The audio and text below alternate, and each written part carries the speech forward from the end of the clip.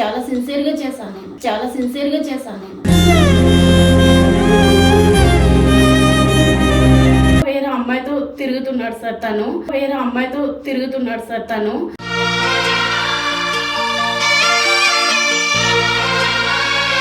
నువ్వంటే ఇష్టం, నువ్వు లేకపోతే ఉండలేను, తను కూడా అదే చెప్పండి, నేను అదే చెప్పాను. నువ్వంటే ఇష్టం, నువ్వు లేకపోతే ఉండలేను, తను కూడా అదే చెప్పండి, నేను అదే చెప్పాను.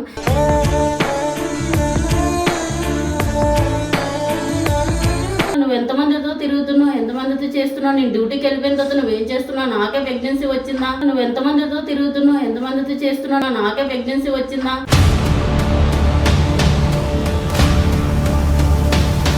నీ చావు నువ్వు చావు ఇప్పుడు మాకెందుకు కాల్ చేస్తున్నావు అన్నాడు. నీ చావు నువ్వు చావు ఇప్పుడు మాకెందుకు కాల్ చేస్తున్నావు అన్నాడు.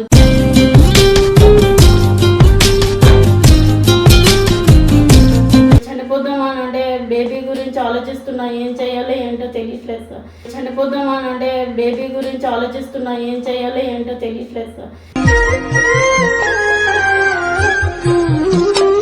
వద్దు సార్, నాకు మీరు మాస్క్ వేయొద్దు, నా గురించి అందరికీ తెలియాలి. వద్దు సార్, నాకు మీరు మాస్క్ వేయొద్దు, నా గురించి అందరికీ తెలియాలి.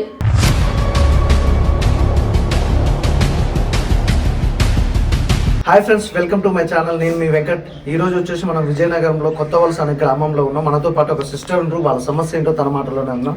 నమస్తే అమ్మా. ఏంటమ్మా మీ సమస్య ఏంటమ్మా? రండి. ఏంటమ్మా అసలు మీ ప్రాబ్లం ఏంటి? ఇది మీ రూము. ఓకే, రెంట్కుంటారమ్మా? రెంట్కుంటున్నాం సార్, నేను ఇంకొక అమ్మాయి ఉంటున్నాం. ఓకే చూడండి. ఓకే, ఇది మీ రూము. రెంట్కుంటారమ్మా? 10,000 సార్ రెంట్కుంటున్నాం. 10,000 రూపీస్ రెంట్కుంటారు.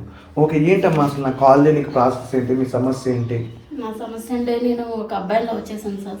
చాలా సిన్సియర్గా చేశాను నేను. ఎంత ఇష్టపడ్డానంటే మా అమ్మ మా నాన్నని కాదని కూడా తనని నమ్ముకొని నేను హైదరాబాద్ వచ్చా. ఇప్పుడు తను ఏం చేస్తున్నాడంటే నాకు తెలియకుండా ఆల్రెడీ నేను ప్రెగ్నెన్సీ చేశాడు. నాకు తెలియకుండా వేరే అమ్మాయితో తిరుగుతున్నాడు సార్ తను.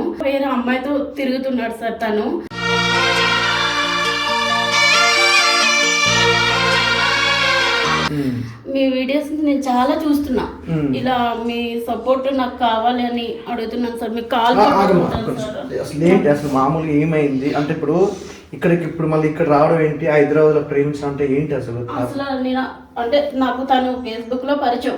ఒక అబ్బాయి నీకు ఫేస్బుక్ లో పరిచయం అయితే నేను చూసుకుంటాను అంటే నాకు చాలా ఇష్టం అన్ని చెప్పారు సార్. నాకు కూడా తన మీద ఇష్టం పెరిగితే నేను కూడా నాకు నువ్వంటే ఇష్టం, నువ్వు లేకపోతే ఉండలేను, తను కూడా అదే చెప్పండి, నేను అదే చెప్పాను. నువ్వంటే ఇష్టం, నువ్వు లేకపోతే ఉండలేను, తను కూడా అదే చెప్పండి, నేను అదే చెప్పాను.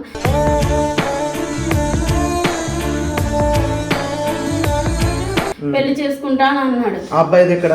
అబ్బాయి హైదరాబాద్. ఓకే.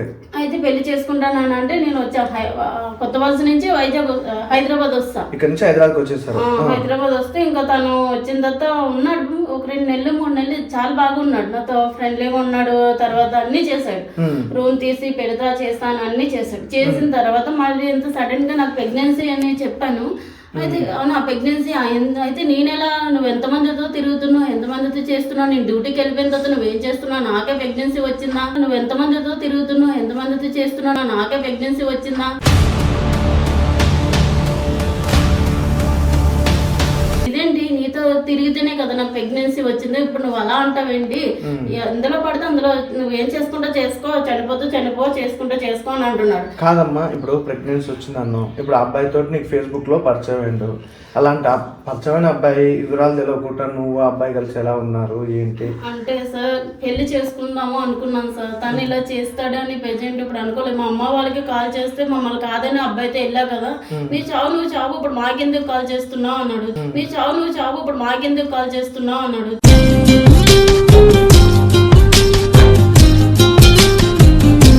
ఈ అబ్బాయితో ఉన్నది మీ ఇంట్లో వాళ్ళకి తెలుసు అన్నమాట? తెలుసు. కానీ అబ్బాయి వాళ్ళ ఫ్యామిలీలో తెలియదు. తెలీదు. ఆ అబ్బాయి ఇంటికి తీసుకెళ్ళు మీ అమ్మ వాళ్ళకి చెప్పు అని అంటే నేను ఎందుకు చేసుకోవాలి, నువ్వు ఎవడెవరితో తిరిగావు, నాతో ప్రెగ్నెన్సీ వచ్చిందని గ్యారంటీ ఈ మాట అంటుండు. ఈ మాట అంటున్నాడు. కాదు వాళ్ళ పేరెంట్స్ కానీ మీరు చేయడం కానీ కలవడం కానీ మాట్లాడడం ఎప్పుడు కలవలేదు సార్. వాళ్ళ పేరెంట్స్ తో ఎప్పుడైనా తీసుకెళ్ళు అంటే మా అమ్మలు నన్ను పంపించడం మళ్ళీ బయటికి ఇలా అలా ఏవేవో కారణాలు చెప్తాడు. ఎప్పుడు తీసుకెళ్ళమన్నా అసలు తీసుకెళ్ళడు. కానీ నాతో మాత్రం ఇలా చేస్తాను అలా చేస్తానని అన్ని చేశాడు సార్. ఇప్పుడు మాత్రం నేనైతే ప్రెగ్నెన్సీ సార్ 3వ నెల ప్రెజెంట్. ఏం చేయాలో చనిపోదామా అని అంటే బేబీ గురించి ఆలోచిస్తున్నా, ఏం చేయాలో ఏంటో తెలియట్లేదు సార్. చనిపోదామా అని అంటే బేబీ గురించి ఆలోచిస్తున్నా, ఏం చేయాలో ఏంటో తెలియట్లేదు సార్.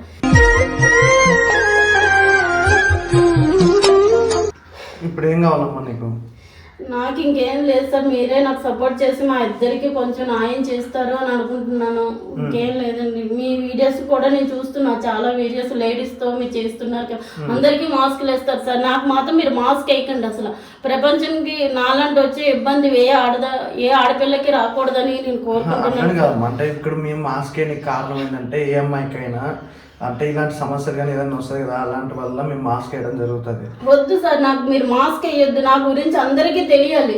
వద్దు సార్, నాకు మీరు మాస్క్ వేయొద్దు, నా గురించి అందరికీ తెలియాలి.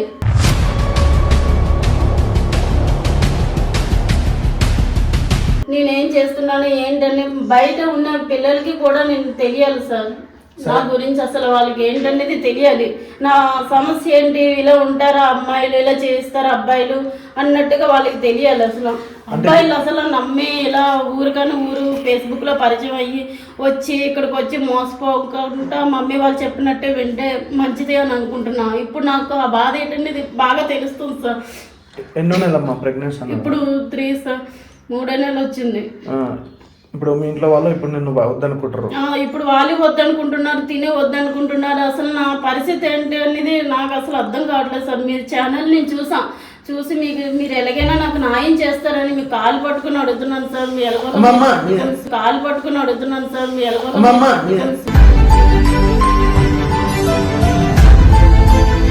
కాదమ్మా, ఇప్పుడు నీకు అబ్బాయి నేను మ్యారేజ్ చేసుకోలేడు అంటే అంతేనా? ఇప్పుడు అబ్బాయి చేసుకుని అంటున్నాడు సార్.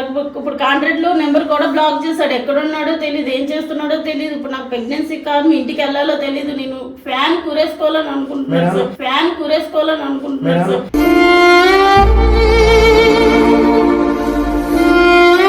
సరే, నీకు ఖచ్చితంగా 2-3 days ఎలాగైనా తనని తీసుకొచ్చి నీకు మ్యారేజ్ చేపిస్తే అడుగుతా. ఫస్ట్ అయితే నేనైతే అడుగుతా, తర్వాతకి తన ప్రాబ్లం ఏంటి, తన డౌట్స్ ఏంటో అడిగాక చూస్తే మా అమ్మ వాళ్ళు కూడా రానివ్వట్లేదు సార్. ఏం చెయ్యాలో అసలు అర్థం కావట్లేదు. తిని చూస్తే తిని కూడా ఫోన్ లిఫ్ట్ చేయట్లేదు. తిని అంటున్నాడు చనిపో, నువ్వేం చేసుకుంటూ చేసుకో, నువ్వు ఊరేసుకుంటే నాకు అనవసరం, నువ్వేం చేసుకుంటూ చేసుకో, మా అమ్మ వాళ్ళు నాకు వేరే పెళ్లి చేస్తున్నారు.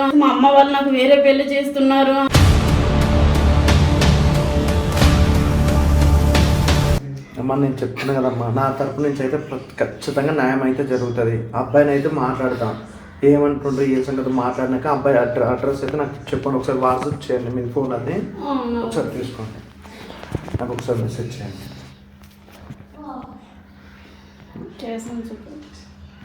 ఒకసారి ఎట్లా పెట్టి ఒక ఫోటో పెట్టరు, ఒకసారి అబ్బాయి ఫోటో నాకు